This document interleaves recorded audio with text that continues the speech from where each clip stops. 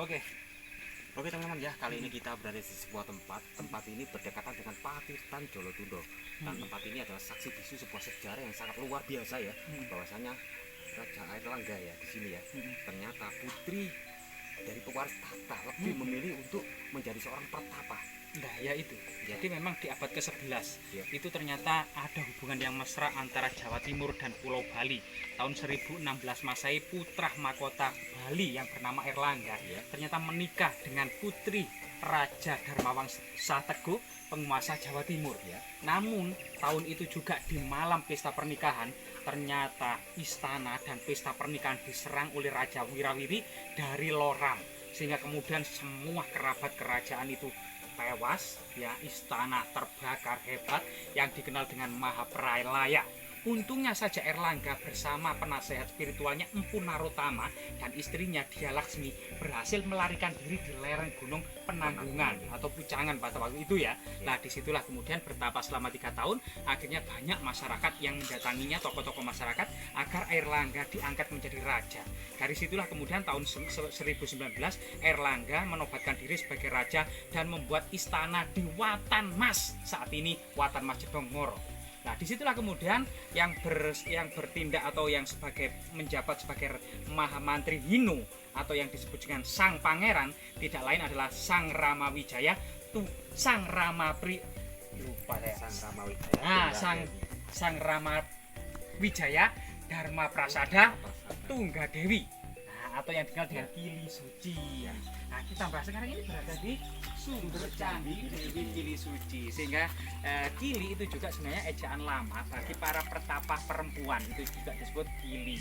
Kili Suci kemungkinan yang dimaksud adalah tokoh pertapa perempuan Dewi Sang Rama Wijaya Dharma Prasada Tunggadewi. Ini yang lebih luar biasa lagi. Iya. Ternyata ya, cerita ini lebih mirip ya, mirip dengan sebuah cerita Iya. yang berada di daratan negara Cina, yaitu Dewi Kuan Yin. Oh iya, Ya, lebih mirip seorang putri dari raja yang memang memilih menobatkan diri menjadi seorang dewi. Ya, seorang biksu. Ya, seorang biksu perempuan ya, sama.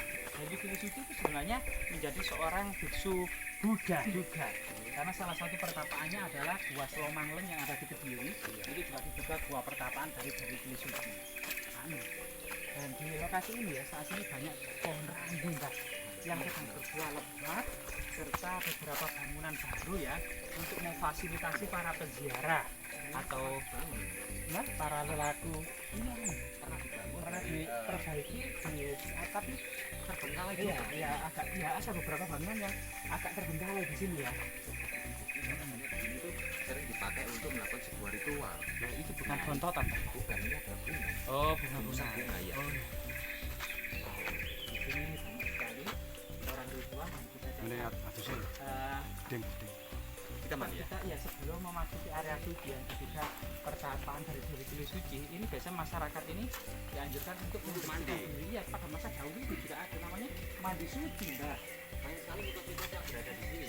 Pokoknya bahwasanya artinya mandi sini itu untuk Tempelan. awet muda. Iya, atau untuk pengobatan ya. Ya. Coba masuk Mbak. Hai. Itu masih ya. Nah, Ayo teman-teman ya. coba. Kata Pak. Ini ada kata. Nah, ini katanya Mbak. Coba. Ini teman-teman banyak katanya itu juga ikut mandi suci Mbak ya. Jadi kondisinya seperti ini, sebagian masyarakat sudah tertutup ya, agar tidak terlihat auratnya dan bisa konsentrasi untuk mandi. Ternyata airnya sangat jernih Mbak ya. Ini sekali. Airnya sangat suci dan jernih dan dingin Mbak. Dan ini tuh ada larangan bahwasanya tempat ini tidak boleh untuk menaruh bunga ya, yang berada di jedingan ini. Jadi bunganya ditaruh di luar untuk mandi gitu Mbak ya. Ini juga bisa untuk minum Mbak. Sebenarnya bisa, kan ini sumber Oh ini mata air Mbak ya? mata air. Mata air ini sama ya, sama dengan Patirtan yang berada di Jolotundo. Ya, Patirtan Jolotundo itu. Ya, coba teman-teman saya cicipi ya. Ya, coba. Dan banyak yang bilang juga sebuah mitos-mitos yang beredar bahwasanya air di sini tuh bisa mengobati penyakit. Sebuah kepercayaan dari ya memang tergantung dari kepercayaan masing-masing ya. Sangat seger sekali. Dan memang hampir terasa sejuk saja Ya. di tenggorokan itu tidak ada rasa apa-apa tapi sejuk. Ya. Ayo coba kita masuk, keluar.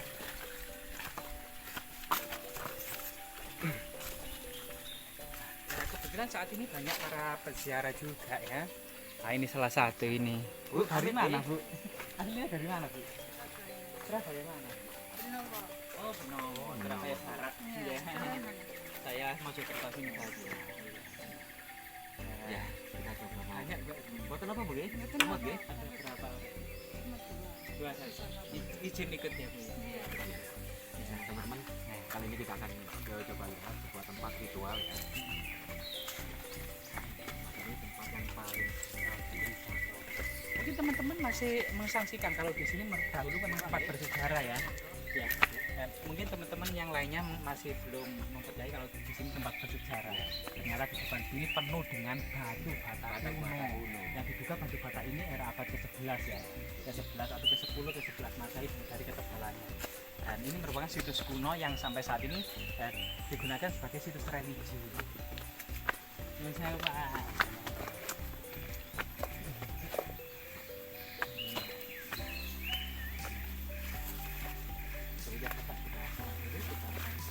Ini salah satu kemungkinan pojok ya.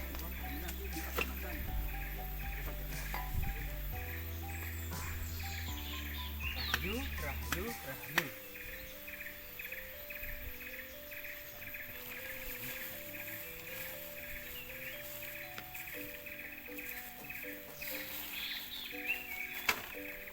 Jadi di lokasi ini penuh dengan pinggiran, kalau batu candi, serta kemudian struktur yang sebagian besar diduga ini adalah bagian pojok dari sebuah bangunan suci yang sebagian besar kemungkinan masih terpendam di dalam tanah. Nah, ini.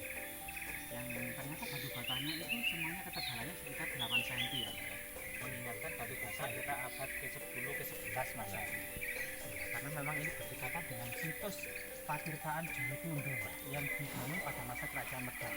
Jadi Kerajaan Medang yang ada di Jawa Timur itu hampir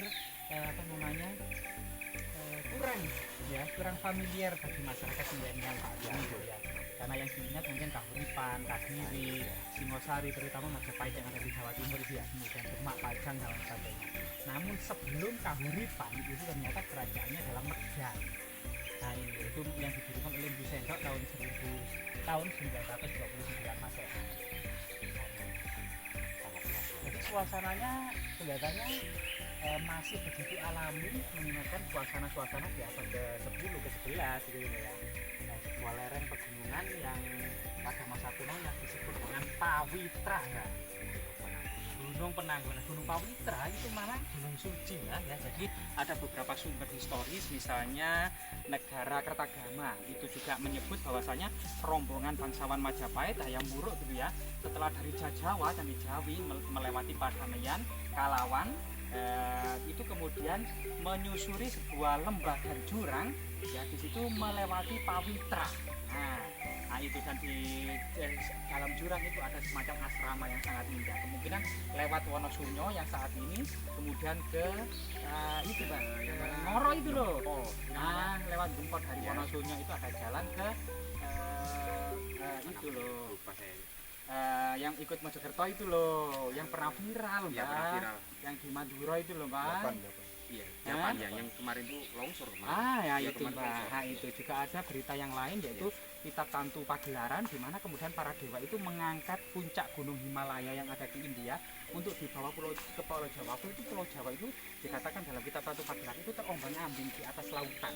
Akhirnya kemudian para dewa itu mengangkat puncak gunung Himalaya untuk dibawa ke Pulau Jawa. Ya, berjatuhan itu jadi gunung-gunung suci gitu ya. Itu kemudian dibawa sampai ke Jawa Timur menjadi Gunung Mahameru atau Gunung Semeru. Ternyata Pulau Jawa itu miring ke timur. Akhirnya puncak Mahameru itu dipangkas, dibawa ke barat ya, dengan harapan menyeimbangkan Pulau Jawa. Akhirnya jatuh di Kecamatan Terawas, Kabupaten Mojokerto ini. Jadi Gunung Pawitra atau Gunung Penanggungan. Artinya ini Gunung Pawitra atau puncaknya itu dianggap memang memiliki nilai magis, karena satu puncak di tengah itu dikelilingi 4 puncak yang lebih rendah di 4 penjuru. Ya ada Bekel, ada Saraklopo, ada Gajah Mungkur, ada Kemuncup Mbak. Yang inilah kemudian pada masa kuno, terutama pada masa Majapahit, disebut sebagai Gunung Suci Pancawalikrama. Nah, bahkan diduga ada semacam jalur perjalanan suci dari ibu kota Majapahit yang ada di Trawulan sampai Terawas ini akan ada sekitar 7 kilo sampai 9 km ya.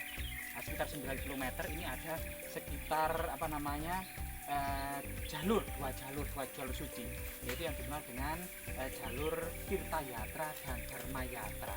Disinilah kemudian peranan Gunung Suci Pawitra pada masa Kerajaan Majapahit, selain untuk tujuan para pensiunan Kerajaan Majapahit untuk menggapai Musa, menyempurnakan catur asrama, Mbak, yaitu Brahmacara, Grihasta, Wanaprastha, dan Sunyasa, itu kemudian juga tujuan para bangsawan muda untuk menuntut ilmu, Mbak.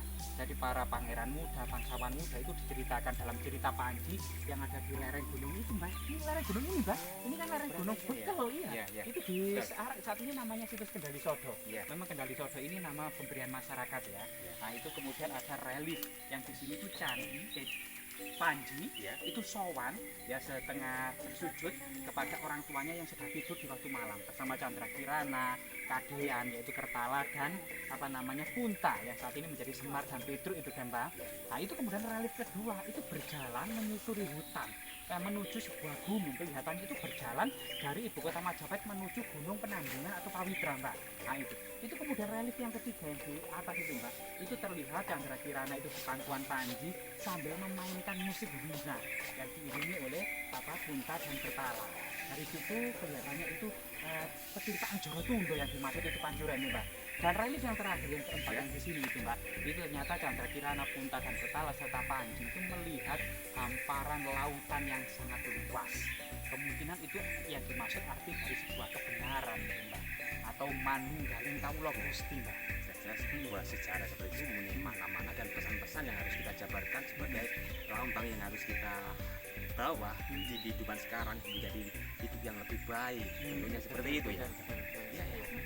Dari selain Panji memang banyak cerita seperti Arjuna Wiwaha, yaitu Arjuna yang bertapa di Gunung Indrakila guna mendapatkan pusaka Pasupati guna melawan Kurawa, digoda 7 bidadari, tidak lengah. Jadi tidak keburu nafsu, masih kuat imannya, termasuk digoda oleh keleng serenggi ngamuk, itu dipanah. Ternyata juga kemudian ada seorang pemburu tua yang anak panahnya itu nembus di lubang yang sama di perutnya celeng sendiri. Itu terakhir perdebatan antara Arjuna dan seorang pemburu tua tersebut, gitu ya, siapa sebenarnya membunuh celeng sendiri tersebut.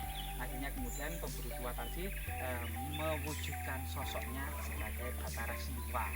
Akhirnya setelah itu pamitan kepada Erlangga. Ternyata yang paling menarik itu ketika Kahyangan digonjang-ganjing oleh seorang raksasa, yaitu raksasa Niwa Katawaca. Itu mengobrak-abrik Kahyangan dan seluruh dewa itu bertempur untuk mau hendak mengalahkan raksasa Niwa Katawaca. Ternyata tidak ada satupun dewa yang berani mengalahkan. Tidak ada satupun dewa yang berhasil mengalahkan. Bahkan Dewa Indra sebagai raja para dewa hendak kalah sama raksasa Niwa Katawaca. Akhirnya Dewa Wisnu bermusyawarah agar kemudian minta bantuan kepada manusia. Kali ini kita mendengar dewa minta bantuan kepada manusia, Mbak. Dan jatuhlah kepada Arjuna. Sehingga Arjuna berhasil dengan mudah membunuh raksasa Niwa Katawaca tersebut. Sehingga para dewa berterima kasih. Sehingga salah satu dari dua dari tujuh bidadari tercantik, yaitu Supraba dan Tilotama, diberikan kepada Arjuna sebagai istrinya. Luar biasa sekali. Sebuah legenda sejarah ya, betul. Yang berada di Gunung Pawitra dan Gunung Penanggungan. Ya, semoga bermanfaat ya, semoga menjadi sebuah bentuk wujud dari rasa syukur kita terhadap alam dan budaya Nusantara yang begitu hebat dan begitu besar pada masanya. Termasuk Gunung Pawitra ini ternyata rentang waktu sebagai gunung suci itu sangat panjang, mulai dari Rakai Watu Puro Balitung tahun 910 mengeluarkan prasasti Jedong 1 itu untuk memperingati sebuah daerah suci, daerah perdikan bernama Tulangan itu ya. Sampai kemudian prasasti yang terpahat akhir itu di Candi Yuda dan Candi Merak tahun 511 Masehi. Jadi awal abad ke-16 Gunung Penanggungan itu masih sebagai sesuatu asrama mandala kadewa guruan para pertapa, para resi jadi masih merupakan landasan kosmologi Hindu-Buddha di awal abad ke-16 ketika hampir seluruh Pulau Jawa itu sudah memeluk Islam. Luar biasa. Ya, semoga bermanfaat ya, semoga bermanfaat dan sampai jumpa di video selanjutnya. Rahayu.